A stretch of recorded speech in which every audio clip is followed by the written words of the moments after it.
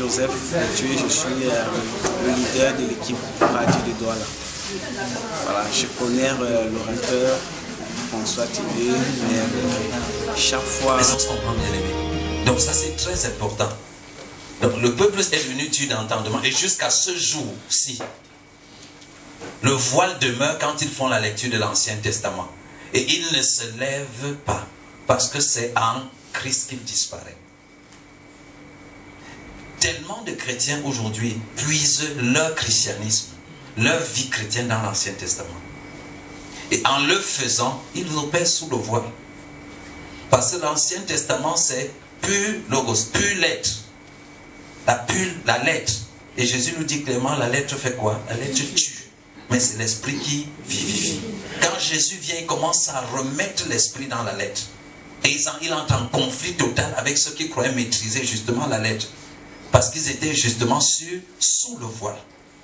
C'est-à-dire que quand ils lisent l'Ancien Testament, ils n'ont pas la capacité de comprendre de quoi ça parle. C'est comme si c'est caché. Est-ce qu'on se comprend? Par exemple, nous, quand nous lisons l'Ancien Testament, nous savons que Abraham avait reçu une promesse de Dieu, n'est-ce pas? Et que, mais il n'a pas pu patienter, et à cause de cette difficulté de patienter, il a accepté de faire un enfant avec l'esclave. Et cet esclave est devenu, l'enfant est devenu Ismaël, qui persécute Isaac par la suite. Point. Et tout le temps qu'ils ont lu ça, ils n'ont rien compris d'autre que c'est fait. Jusqu'à ce que l'apôtre Paul vienne dans le livre de Galates. Il dit qu'Abraham a eu 2 femmes. Nous, on savait qu'il avait une femme et qu'il a un peu chippé l'esclave en passant. Mais Paul dit qu'il avait 2 femmes. Une femme esclave et une femme libre. Et il dit que ces 2 femmes représentent 2 alliances. Et il dit que l'une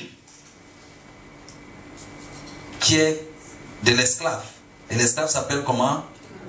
Et il dit que Agar c'est le mont Sinaï en Arabie. Le mont Sinaï où Moïse a reçu les 10 commandements. Donc il dit que Agar est un rapprochement des 10 commandements qui est obtenu au mont Sinaï. Et il dit que ça a enfanté l'esclavage. Donc la loi de Moïse a enfanté l'esclavage. Il dit que, mais de l'autre côté, Sarah, qui est la femme libre, a obtenu un enfant. Non pas par rapport à une loi quelconque, non pas par rapport à l'esclavage, mais c'est un enfant qui vient à cause de la promesse qui a été donnée. Et pour conclure en disant, nous ne sommes pas les fils de l'esclave, mais nous sommes les fils de la femme libre. Et il montre exactement qu'il y a 2 alliances. Pourquoi tous ces gens-là ont lu? Élie a lu ça, il n'a pas compris. Élisée a lu, il n'a pas compris. Même Jean-Baptiste n'a pas compris. Et c'est Paul qui va venir dévoiler cela. Vous voyez, c'était là écrit, mais c'était un voilé pour eux. Le même apôtre Paul nous dit, nous savons qu'au désert, parce que le peuple a péché, des serpents sont sortis. Dieu a envoyé les serpents pour les détruire. Et que Dieu a demandé à Moïse, quand le peuple criait, de faire un serpent d'airain, de le mettre sur un bâton. Et quiconque regarde au serpent d'airain va être délivré de la morsure du serpent. Et il y a des gens qui n'ont pas regardé. Ce texte est resté comme ça jusqu'à ce que l'apôtre Paul vienne dire que ce serpent d'airain c'était Christ. Pardon, Jésus. Vient dire que ce serpent d'airain c'était Jésus qui devait être crucifié. Et quiconque invoquera son nom sera sauvé. Ouais, c'était un message, mais il ne pouvait pas comprendre. Ça ne parlait pas, c'était pas une affaire de serpent, d'airain et de piqûres au désert. C'était une annonce concernant la rédemption. C'est Dieu qui annonçait la rédemption. Mais ils s'étaient voilés. Eux, ils ne pouvaient pas comprendre. Et c'est comme ça que Dieu a annoncé tout ce qu'ils devaient faire. C'était écrit. Mais ils étaient sous le voile. Et ils ne pouvaient pas saisir. Et tellement de chrétiens encore aujourd'hui sont dans l'Ancien Testament en train de lire un certain nombre de choses qui représentent des réalités déjà accomplies. Mais ils sont en train de chercher à vivre ces réalités. Ils sont sous le voile. Il y a des spécialistes, excusez-moi s'il y en a dans la salle. Je dis ça pour illustrer. Parce que de toutes les façons, aucun de vous ici n'a coupé les liens plus que moi. J'étais un spécialiste, on recevait des fiches de cure de 40 pages. C'est-à-dire que tu rentres jusqu'à la... Je sors d'une chefferie américaine, donc je pouvais t'aider à rentrer jusqu'aux racines pour ressortir tous les liens possibles. Mais il y a des gens qui ne dorment pas la nuit. Dès que la nuit tombe, le sang de Jésus. Le sang de Jésus sur la porte, sur la toiture, sur les fenêtres, partout. Je lui dis, vous allez vous noyer dans le sang. Frère, dites-moi un peu. Si tu te réveilles en... Parce que nous prions parfois sans la foi. Nous oublions que ce que nous disons là se produit. Imagine, tu te lèves à 2 h du matin. Tu vois le sang sur les murs en train de couler, sur les rideaux en train de couler. Je suis sûr que tu vas sortir de la maison là en courant, en disant qu'il y a la sorcellerie. Pourtant, c'est toi qui as mis.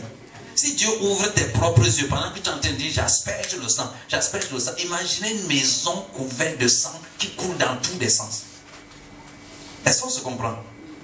Ne me regardez pas comme ça. Le chrétien est un être qui vit dans 2 dimensions. Dans la dimension spirituelle et la dimension physique. Élisée était avec son serviteur.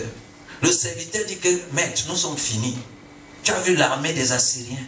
Et ils sont là, graves. Lui, il regardait la réalité physique. Élisée lui dit que quoi? Ceux qui sont avec nous sont plus nombreux que ceux qui sont avec eux. Et il a dit, Seigneur, ouvre ses yeux pour qu'il voie. Dès que ses yeux se sont ouverts, il s'est tranquillisé. Il était entouré d'une armée extraordinaire, mais il n'était pas conscient. Parce qu'il n'était conscient que de la réalité physique. Mais Élisée, lui, il avait accès à cette autre réalité. Frère, quand tu appelles le sang, ça vient. Quand tu mets le sang sur les murs, ça vient. Maintenant, est-ce que c'est le sang de Jésus? Je ne sais pas. Mais il y a le sang. Je suis sûr que si jamais tout ce sang-là devait apparaître, tu ne voudrais pas dormir dans cette maison. Ce sang-là deviendrait ton vrai problème et non l'esprit qui est en train de te presser. Tu veux voyager, tu plonges ta voiture dans le sang. Imagine une voiture qui est en train de goûter, les sangs sont en train de tomber partout. On va t'arrêter. Même la police va t'arrêter. Explique-nous ce qui se passe avec ce sang. Donc, qu'est-ce que nous sommes en train de dire? Ça, c'est le voile. Le sang parlait d'un certain nombre de choses. Et tout ce qui concernait le sang a été réglé. Quand Jésus est mort à la croix, son sang, ça a réglé tout ce qui concernait le sang dans la Bible. On n'a plus rien à régler avec le sang. Si ce n'est accepté par la foi, ce qui a été déjà réglé par le sang. Ils ont vaincu par la parole de leur témoignage, par le sang de l'agneau. J'asperge le sang. On dit qu'ils ont vaincu, c'est le passé composé. Pas qu'ils vaincront. Pas qu'ils sont en train de vaincre. Ils ont vaincu par le sang de l'agneau. Il dit que non, c'est que Moïse en Égypte, il a pris l'agneau, il a mis le sang. Dieu lui m'a dit de mettre le sang pour protéger contre l'ange de la mort. Donc tout esprit de mort, le sang, de blood. Moïse a fait cela. Mais c'était une image de l'agneau de Dieu qui ôte les péchés du monde, qui devait être tué pour nous. Tout cela était des figures annonçant une réalité qui aujourd'hui est déjà accomplie. Est-ce qu'on se comprend, bien aimé? Donc c'est ça le voile. Et il y a tellement de réalités. La Bible a dit que les hommes ne mettent pas les vêtements de femmes, les femmes ne mettent pas les vêtements d'hommes. Il y a plein de choses comme ça qu'on prend dans l'Ancien Testament. Les techniques de prière, là-bas c'est grave. Batusenda. Vous connaissez ça, non? Retour à l'envoyeur. Oui. On envoie tout ceci qui est envoyé. Moi, je renvoie à l'envoyeur. Je renvoie à l'envoyeur. Tout assis sur ma destinée. Je renvoie ça contre elle. Je renvoie. Tu es quoi? Tu es chrétien. Christ voulait entrer, Jésus voulait entrer en Samarie. Les Samaritains ont refusé. Il y avait des chrétiens qui ressemblaient à certains chrétiens d'aujourd'hui, qui se sont énervés à la place de Christ. Que, Seigneur, devons-nous faire descendre le feu du ciel et les consumer tous? Jésus leur dit, c'est assez. Vous ne savez pas de quel esprit vous êtes animés. Mais aujourd'hui, on descend le feu pour consumer. On consume les oncles, les tantes sorciers, les voisins marabouts. On consume tout. Quelqu'un dit que les chrétiens sont des pyromanes professionnels. Ils brûlent tout par le feu. Pourquoi? Dans l'Ancien Testament, oui, on a vu les gens faire ça. Les grêles de feu, les charbons ardents. Et voilà, vous comprenez pourquoi les cailloux de David vont se retrouver là-dedans. On apprend nos prières et les techniques dans l'Ancien Testament. On ramasse toutes les armes qui étaient utilisées. Le javelot de qui là? On ramasse tout cela et on essaie de copier. J'ai vu Ephésiens 6. Quelque part, les gens priaient. On dit que maintenant nous allons combattre. Nous allons prendre le casque du salut. Je prends le casque du salut. Je mets ça sur moi. Je prends le boulet. Je mets ça sur moi. Je prends ceci, je mets ça sur moi. J'ai l'épée, j'ai l'épée. Je taille la tête du diable. Je coupe le pied du diable. Je coupe ainsi de suite. Et la même personne va à la maison, ne dort pas la nuit. Le diable dit parle encore. Il dit que non, on fait ça à l'église, non, c'est pas à l'église. Est-ce que, voilà. Est-ce que vous-même, parfois, bien aimé, vous ne vous rendez pas compte que ça ne marche pas? Tu mets le sang sur toute ta maison à 20 h avant de te coucher. On t'appuie le cou à 22 h, c'est ce que tu te réveilles. Quand tu te réveilles, tu prends le même sang, tu remets. Tu ne vois pas que ça n'a pas marché à 19 h. Qu'est-ce qui a amélioré? C'est amélioré dans ce sang-là pour que tu remettes. Et à 2 h du matin, tu te réveilles. Tu es confus en réalité. Tu envoies le sang, tu envoies le feu. Il met le feu et le sang dans un même espace. Tu vois ce qui va se passer. Qu'est-ce qui va se passer? Le feu va s'éteindre. Dépendamment de la quantité de sang. Ou alors le sang va brûler, le feu va brûler le sang et faire évaporer. C'est-à-dire que même sur un plan raisonnable, c'est confus. On met le feu, on met le sang. Comme dans la délivrance, je voyais à l'époque, on dit que maintenant je lis tous les esprits qui sont dans ce corps. Quand on a fini de les lire, on les dit maintenant sortez. Et parfois, des gens disent que tu m'as attaché. Je ne peux pas bouger. Oui, c'est la confusion. Oui, on est là en train de prier. Tel est en train de dire que je vous lis. L'autre dit que sortez, sortez, sortez. L'autre dit que quel est ton nom, quel est ton nom, quel est ton nom. Les démons vous regardent. Vous devenez un spectacle pour lui. Donc il y a beaucoup de choses comme ça. On fait sans s'arrêter et réfléchir. On prend le monde spirituel comme si c'était un monde bizarre. C'est un monde normal. C'est un monde dans lequel nous vivons. Nous sommes dans le monde, mais nous ne sommes pas du monde. Nous vivons dans un autre type de réalité. Et nous devons vivre là-bas. C'est une réalité aussi normale qu'ici. Vous voyez, parfois dans l'adoration, on dit, nous élevons nos mains vers toi. Oui, les mains sont baissées. Mais on entend dire à Dieu que nous élevons nos mains. Allez, je fléchis les genoux. Et on soulève les pieds, on lève les mains. Vous croyez que Dieu ne sait pas ce que signifie fléchir les genoux ou bien lever les mains? C'est qu'on n'y pense même pas. On fait des choses. On fait juste. On a vu tel prier là-bas. On sait que non. Quand il a prié, on a vu un résultat apparent. On conclut que non, ça c'est la technique qui marche. Tu pries en français, tu pries en français, tu pries en français. Mais quand tu arrives sur la parole, tu dis in the name of Jesus. Quand ça ne marche pas, tu dis in the name of Jesus. Ah, ça doit marcher. Ce n'est ni le ton de la voix, ni la langue dans laquelle tu prononces le nom. La réalité est autre. Mais on a emprunté beaucoup de choses comme ça. C'est le voile. On est sous le voile. Et une maman me dit, une jeune fille, je ne suis pas mariée, ma grand-mère est assise sur ma vie. Et elle veut comprendre. Et je lui ai dit que si ta grand-mère est vraiment assise sur ta vie, on va prier à qui?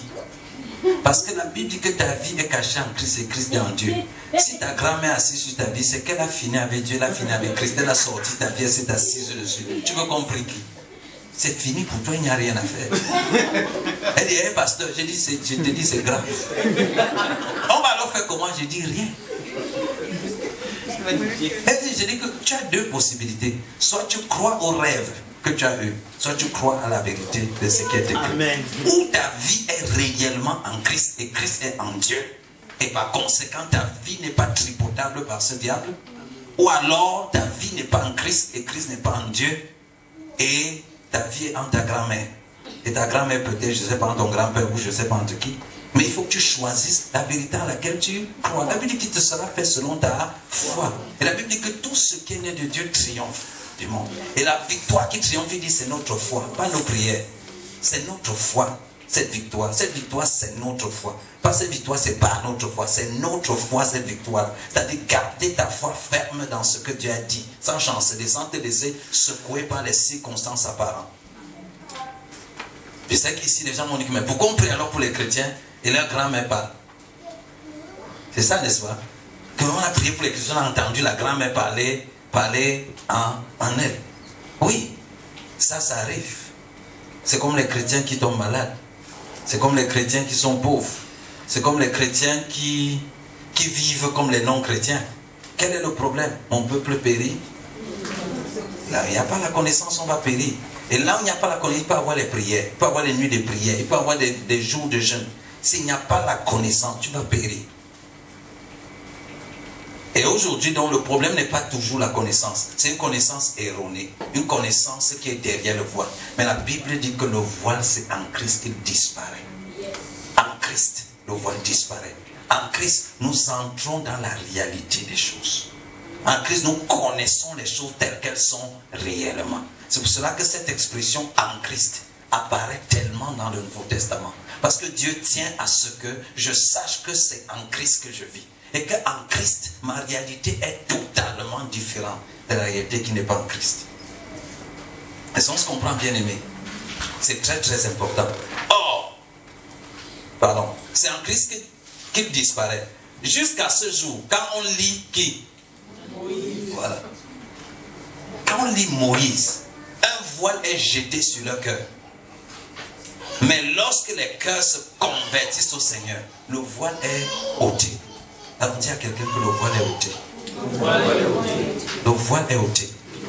Non, ne te laisse pas intimider par son regard. Prêche-lui ça. Dis-lui que le voile est ôté. C'est la parole de Dieu. Le voile est ôté. Oui, il dit que quand tu te... Sauf s'il n'est pas converti.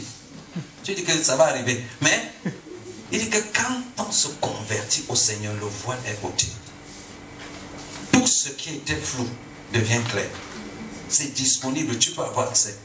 C'est-à-dire que nous le sentons toujours, n'est-ce pas? Que personne ne peut sonder Dieu, personne ne peut connaître la volonté de Dieu. Mais la Bible dit que nous avons reçu le Saint-Esprit, qui sonde même les profondeurs de Dieu. Mais il ne s'arrête pas là, il dit, il nous les révèle. Donc le temps où les voies de Dieu étaient insondables, c'est passé. Pour nous, les voies de Dieu ne sont plus insondables. Nous avons reçu le Saint-Esprit. La Bible dit que par lui, le Saint-Esprit sonde même les profondeurs, c'est-à-dire même ce que Dieu voulait cacher. C'est la Bible dit qu'il est jaloux du Saint-Esprit qu'il nous a donné. Parce qu'il ne peut plus rien cacher. Il sonde même les profondeurs de Dieu, mais il fait quoi? Il nous les révèle. Il dit quand le Saint-Esprit viendra, il vous conduira dans toute la vérité, c'est-à-dire la réalité des choses, les choses telles qu'elles sont réellement. Et même les choses à venir, il va vous annoncer cela. Dieu a enlevé le voile. Quand Jésus est mort à la croix, qu'est-ce qui s'est passé? Le voile du temple s'est déchiré. Le mot grec là-bas c'est schizo. Ça veut dire une fracture brutale et catastrophique. Et quand on étudie ce voile, on parle d'une épaisseur, c'était de... l'épaisseur où c'est 300 cm ou c'est combien? C'est-à-dire que l'épaisseur. Et on dit maintenant la taille. On dit que même avec un caterpillar, ça aurait été difficile de déchirer ce voile-là de cette façon. Mais Jésus expire à la croix. Schizo. Ça se déchire. Dieu voulait tellement entrer en communion directe avec l'homme, sans un voile entre les deux. Il attendait l'instant. Donc dès que Jésus a expiré, il a explosé le voile. Il dit ouf, enfin, je peux entrer en communion avec l'humanité comme j'ai toujours désiré. Ce voile symbolisait tout l'Ancien Testament, toute la loi de Moïse. Ce voile séparait le lieu très saint, du lieu saint. Une fois par un souverain sacrificateur entrait là-bas. L'histoire dit qu'on lui attachait la corde sur le pied. Il devait se sanctifier pour paraître devant Dieu. Et il entrait là-bas pour faire l'expiation avec le sang des victimes. On attachait la corde pour que si jamais il arrive là-bas, Dieu trouve un péché en lui et le frappe, il meurt, on tire son cadavre. Parce que personne ne pouvait entrer là-bas. Donc tous ceux qui entraient là-bas étaient de potentiels cadavres. Il avait une corde pour prévoir au cas où il meurt. Derrière le voile, il y avait quoi? L'arche de la présence de Dieu. Les plaques des 10 commandements. Et ainsi de suite. Dieu n'était même pas là. Il n'était pas dans la loi. C'était l'arche de sa présence, un symbole. Il n'habite pas dans les temples faits de main d'homme. Là, il ne pouvait même pas être là-dedans. Mais imaginez comment c'était terrible d'entrer là-bas. Et quand lui se réussissait à sortir de là, il déclarait des paroles de grâce et bénissait le peuple. L'homme n'avait pas accès à la présence de Dieu.